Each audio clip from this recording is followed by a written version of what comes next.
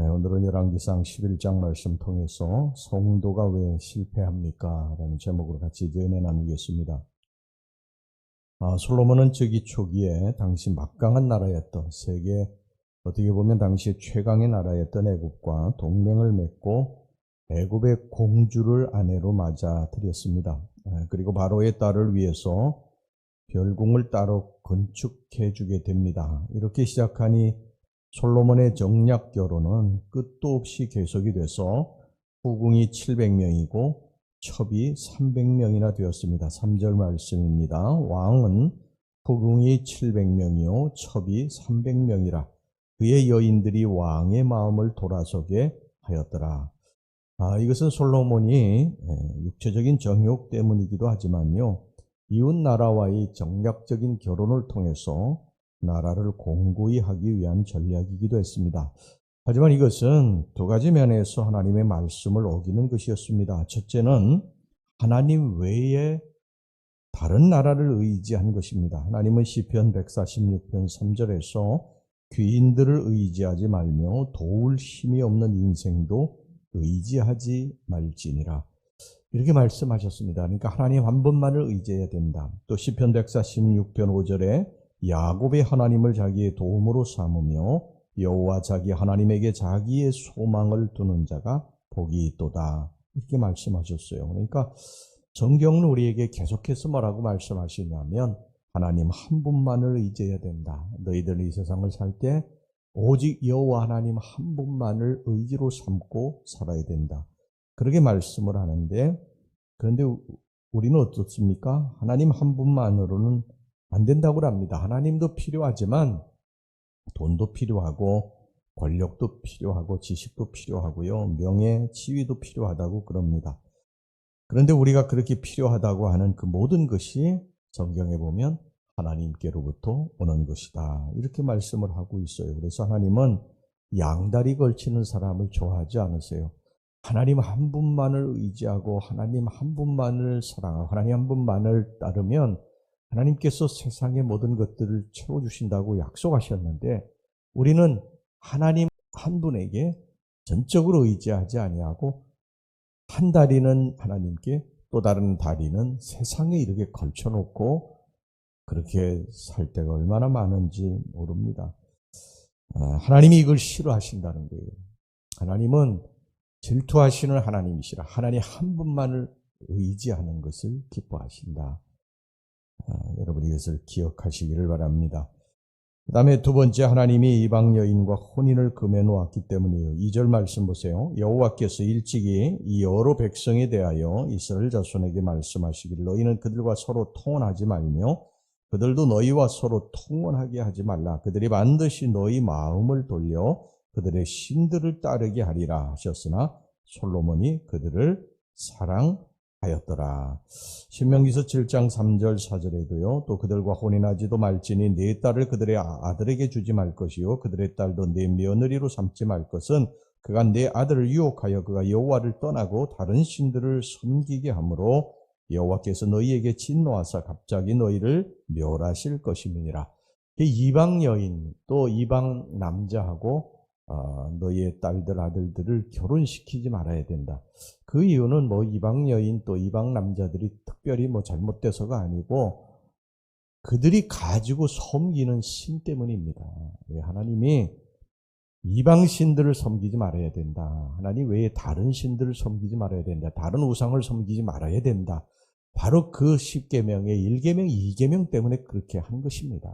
그러니까 안 믿는 사람들과 혼인해서는 안 된다는 거예요. 이게 하나님의 말씀입니다. 솔로몬도 그걸 모를 리 없는데요. 그는 그거 아랑곳하지 아니하고 자기의 어떤 육신의 정욕 또 정략적인 그러한 어떤 자기의 그 권력에 대한 욕심 이런 것으로 인해 가지고 그런 여인들과 이방 여인들과 결혼을 하고 그리고 그들이 섬기는 우상, 심지어 그 우상 앞에 절하고 또 이방 신당까지 지어줬어요. 그들을 위해서. 7절 8절 말씀 보겠습니다. 모압의 가정한 그모스를 위하여 예루살렘 앞 산에 산당을 지었고 또 암몬 자손의 가정한 몰록을 위하여 그와 같이 하였으며 그가 또 그의 이방 여인들을 위하여 다 그와 같이 한지라. 그들이 자기의 신들에게 분향하며 제사하였더라. 이렇게 함으로써 솔로몬은 점차 이방신 우상에게로 가까이 다가가게 됐고요. 결국에는 그들의 그 수많은 첩들, 이 아내들이 섬기던 이방신 우상에게 절하게까지 된 것입니다. 여러분, 이게 어떻게 솔로몬이 이렇게까지 될 수 있습니까? 솔로몬이 지금 왕위에 올라서 하나님의 부귀영화를 누리고 살 수 있는 거, 이게 전부 하나님이 하신 일 아닙니까? 얼마 전까지만 해도 하나님 앞에 성전을 지어놓고요, 그렇게 기뻐하면서 일천번제를 드렸던 그런 왕 아니겠어요? 그 솔로몬이 성전을 짓고 하나님 앞에 기도한 내용을 우리가 같이 살펴보지 않았습니까? 그 하나님을 향한 사랑과 열정이 있었던 그 솔로몬이 어떻게 이렇게 바뀔 수가 있느냐? 어떻게 이렇게 변할 수가 있느냐? 여러분, 이게 인간입니다. 우리가 한시도 여러분 깨어있지 않으면요, 세상 어느 누구도 그렇게 변질되어 갈 수 있어요.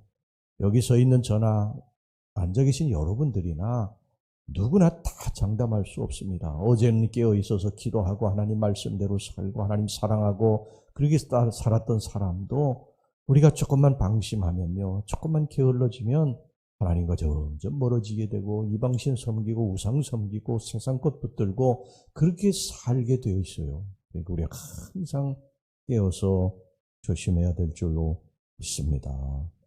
9절 10절 말씀 보세요. 9절 10절 말씀, 하나님이 계속 돌아오라고 솔로몬에게 경고해요. 그런데 솔로몬이 듣지 않습니다. 솔로몬이 마음을 돌려 이스라엘의 하나님 여호와를 떠났다고 말씀하지 않아요?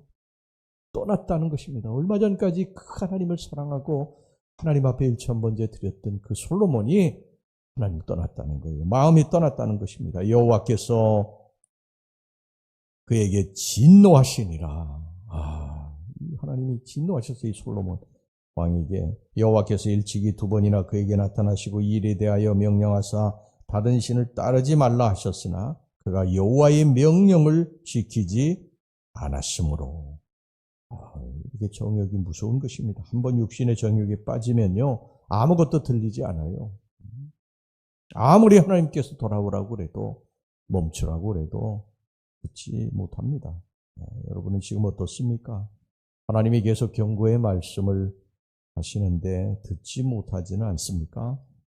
돌아오셔야 됩니다. 하나님이 경고하실 때 돌아와야 됩니다. 하나님은 우리가 이 경고의 말씀을 듣고 돌이키면요, 심판하지 않으십니다. 그런데 계속해서 가면 반드시 하나님 심판하십니다. 여기 솔로몬이 하나님 말씀을 듣고도요, 돌이키지 않았을 때 하나님 진노하셨다고 말씀하지 않습니까? 솔로몬이 끝까지 하나님 말씀을 듣지 않고 경고를 듣지 않자 하나님의 심판이 시작됐습니다. 하나님이 이렇게 예언하셨어요. 11절 말씀 보세요. 여호와께서 솔로몬에게 말씀하시되 내게 이러한 일이 있었고 또 내가 내 언약과 내가 내게 명령한 법도를 지키지 아니하였으니 내가 반드시 이 나라를 내게서 빼앗아 내 신하에게 주리라. 나라가 갈라지게 될 것이라는 것입니다.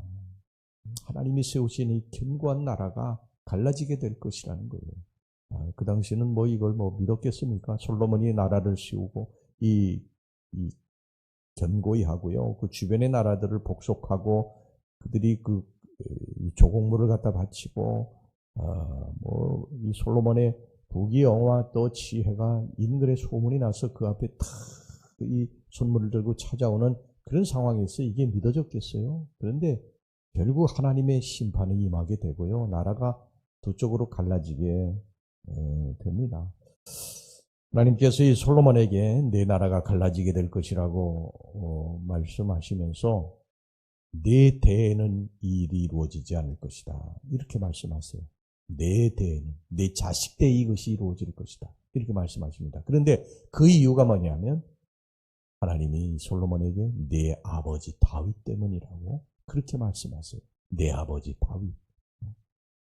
12절 말씀 보세요. 그러나 내 아버지 다윗을 위하여 내 세대에는 이 일을 행하지 아니하고 내 아들의 손에서 빼앗으려니와. 하나님이 다윗을 얼마나 사랑하셨는지 알 수 있죠. 다윗에 대한 사랑 때문에 그의 아들 솔로몬이 잘못했는데도 그 대에는 심판하지 않으시겠다는 것입니다. 여러분 이걸 보면요. 부모의 신앙이 결코 자식의 축복과 저주와 무관하지 않다는 사실을 여실히 알 수가 있죠. 부모의 신앙이 자식에 대한 축복과 심판을 좌우합니다. 이삭이 하나님께 큰 축복을 받았어요. 성경에 보면 이삭이. 그런데 그 이삭의 축복은 아브라함 때문이었다고 성경이 말씀합니다. 그의 아버지 아브라함 때문이었다는 거예요. 창세기 26장 24절 보세요. 그 밤에 여호와께서 그에게 나타나 이르시되 나는 내 아버지 아브라함의 하나님이니 두려워하지 말라. 내 종 아브라함을 위하여 내가 너와 함께 있어 내게 복을 주어 내 자손이 번성하게 하리라 하신지라. 내 아버지 아브라함 때문에 내가 너에게 복을 줄 것이다. 그러니까 우리의 신앙생활이 얼마나 중요한지 알 수 있죠. 우리가 하나님 앞에 바로 서고 하나님 중심으로 살고 하나님을 사랑하고 하나님 한 분만을 의지하고 살면 우리의 신앙과 믿음 때문에 하나님이 그것을 보시고 그의 자손들에게 축복하신다는 거예요.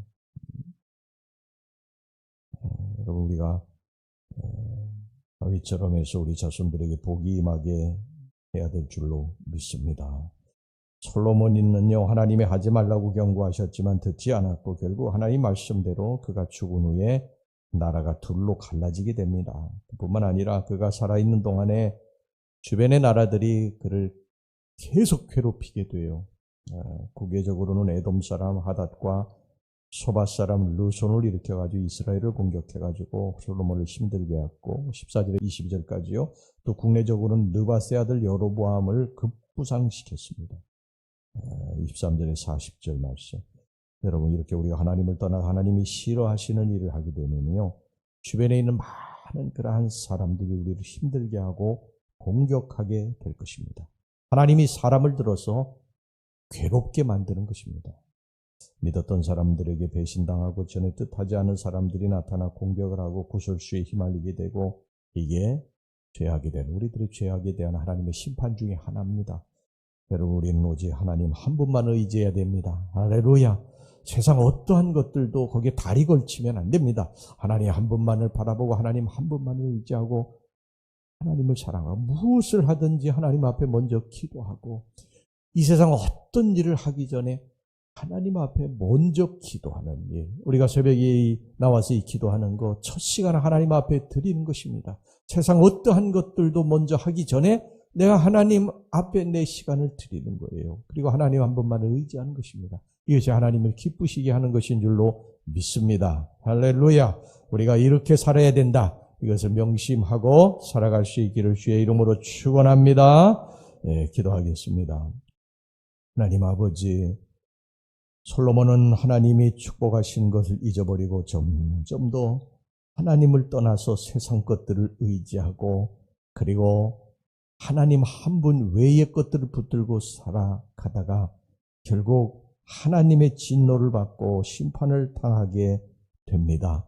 하나님 아버지, 저희들이 이 사건을 통해서 하나님 한 분 외에 다른 것들을 의지하고 있는 거 다 끊어버리게 해주시고 오직 여호와 하나님 한 분만 의지하고 살아갈 수 있는 주의 백성들이 되게 주시옵소서.